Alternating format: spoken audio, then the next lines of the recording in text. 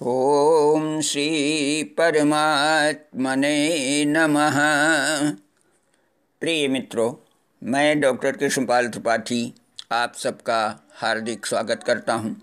मित्रों, मेरा एक विनम्र निवेदन है कि यदि अब तक आपने मेरे चैनल को सब्सक्राइब न किया हो तो सबसे पहले सब्सक्राइब करने की कृपा करें, बेल आइकन की घंटी को दबाएं जिससे मेरा चैनल सब्सक्राइब हो जाए और भविष्य में मैं जो भी वीडियो बनाऊं उसका नोटिफिकेशन तत्काल आपको मिल सके और आप वीडियो देख करके लाभान्वित हो सकें। यदि इसके पहले आपने सब्सक्राइब कर लिया है तो दोबारा करने की आवश्यकता नहीं है। मित्रों, मैं आज एक बहुत महत्वपूर्ण विषय पर चर्चा करने जा रहा हूँ। ये तो सर्वविदित है कि माघ का महीना अत्यंत पवित्र और पापनाशक होता है। इस महीने में अनेक ऐसे कार्य हैं जिन्हें अवश्य करना चाहिए, परंतु उसके साथ कुछ ऐसे भी कार्य हैं जिन्हें भूल करके भी इस महीने में नहीं करना चाहिए। तो कौन कार्य अवश्य करने चाहिए, सबसे पहले इसी विषय पर चर्चा कर ली जाए। तो सर्वप्रथम ये कहा जा सकता है कि माघ के महीने में तीर्थराज प्रयाग में गंगा, यमुना और अदृश्य सरस्वती के पावन तट पर जहाँ पर उनका संगम हुआ है वहाँ पर महीने भर कल्पवास किया जाए, प्रतिदिन संगम स्नान किया जाए। यदि महीने भर संभव न हो सके तो जितने दिन हो सके उतने दिन ही वहाँ पर निवास करें, स्नान करें।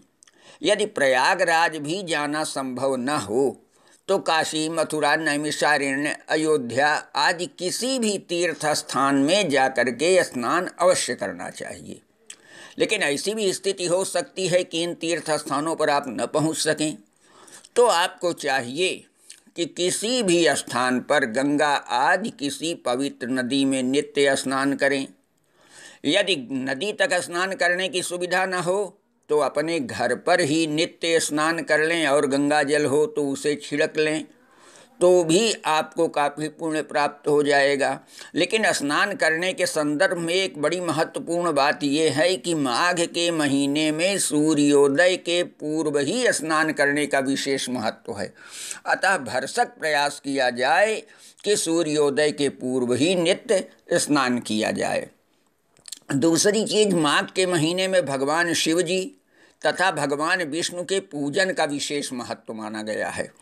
इसलिए नित्य इन दोनों देवताओं का पूजन जरूर किया जाए।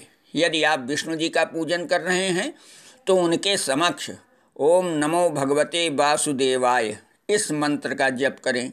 यदि भगवान शिव जी का पूजन कर रहे हैं तो उनके समक्ष ओम नमः शिवाय का अधिक से अधिक मात्रा में जप करें तो ज़्यादा अच्छा होगा। तीसरी बात ये कि माघ के महीने में दान का बहुत अधिक महत्व है और इस महीने में तिल के दान का विशेष महत्व है। चाहे जितनी मात्रा में आप दान करें, लेकिन दान अवश्य करना चाहिए। चौथी बात यह है कि माघ के महीने में प्रतिदिन तिल खाने से भी बहुत शुभ फल की प्राप्ति होती है। ये बहुत आसान काम है, प्रत्येक व्यक्ति आराम से प्रतिदिन तिल खा सकता है। पांचवी चीज़, इस महीने में व्रत का बहुत अधिक महत्व है। हो सके तो पूरे महीने भर निराहार या फलाहार करें अथवा एक भुक्त भोजन करें। एक भुक्त व्रत का तात्पर्य ये होता है कि दिन भर में केवल एक बार सात्विक आहार लिया जाए।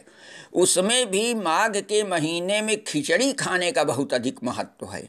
यदि पूरे महीने भर खिचड़ी खाई जाए तो बड़ा सुंदर होता है, क्योंकि खिचड़ी को अमृतासन अर्थात अमृत भोज कहा गया है, उससे बहुत लाभ होता है।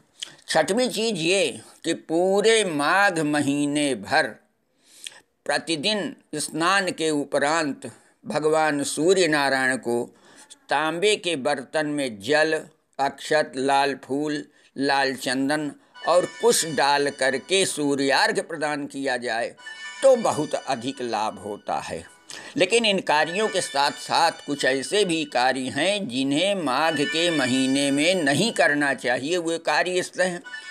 यद्यपि मांस, मदिरा आदि का सेवन तो कभी भी नहीं करना चाहिए, लेकिन माघ के महीने में हर संभव प्रयास करें कि इनका सेवन भूल करके भी न करें। इसी प्रकार काम, क्रोध, लोभ, मोह, माया, मत्सर आदि से भी दूर रहने का प्रयास किया जाए। साथ ही असत्य संभाषण, चोरी, बेईमानी आदि भी माघ के महीने में नहीं करनी चाहिए। भरसक इसका पालन करना चाहिए। तो मित्रों, मेरे चैनल को सब्सक्राइब कीजिए, वीडियो को लाइक और शेयर कीजिए। धन्यवाद। नमस्कार।